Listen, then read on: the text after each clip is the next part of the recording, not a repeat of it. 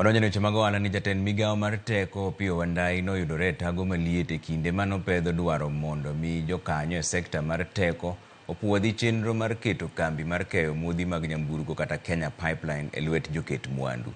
Jokanyo go koro dwaro mondo migi nonro makare ni en ng'a midwa ket kambi ne lwete, to chiwe nengo mane kendo okaw pach jopiny eka gibiro puodho chenro no. Lidio keyo miyo ler mar wachni.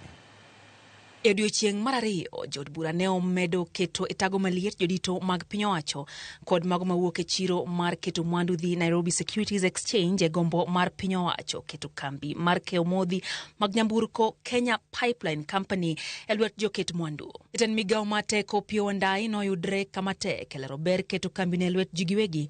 Jod bura kwere ni ok ginyal keto kokgi gino magikia gunde ni kete lwet ji giwegi e nengo mane kendo ni en ng'a ma ikete lwete. It is indeed true under the law that the commission shall undertake evaluation. That is in the law. Okay?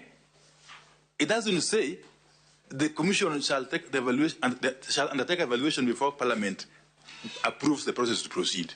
You can't tell us to approve that we are selling something. You don't tell us the price. You don't tell us who is buying. You don't tell us how much foreign investors are getting.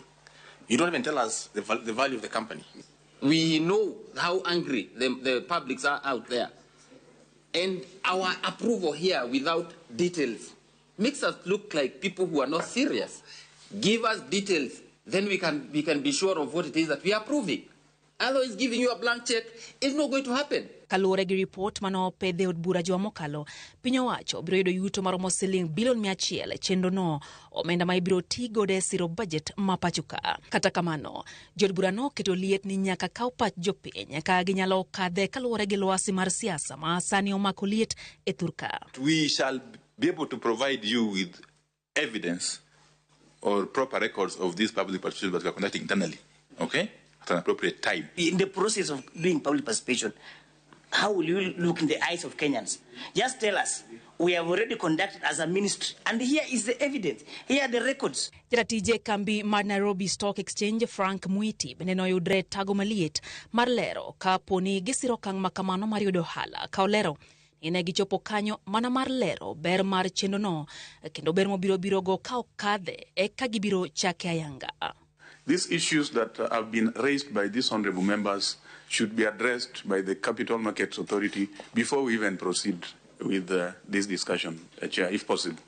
And I don't know whether the Kenya Petroleum Refineries is also part of this, because I don't hear of any mention. On the hindsight, it's important that we point to them, like Capital Markets Authority, the information they should have given government. And as CEO Shami has mentioned, once we get the green light on, yes, you are aligned with the why of the privatization, then now we kickstart the process of, the actual process of privatization starts. Bangro makama, komiti no koro biro loso report ma gibiro pedhe od bura tich ang'wen jumani kama jod bura biro puodhe kata dire oko. Lydia Okeyo, Ramogi TV, Nairobi. Jopur e kaunti ma Migori onyisi mondo rwak yore mag pur manyasani manyalo konyogi mondo giyud nweng'o maber e kinde ni nitie lokruok mar kor lwasi. Jafwambo marwa George Juma miyo ler mar wachni. Piny owacho ka otenore, kowego moko mago mag piny owacho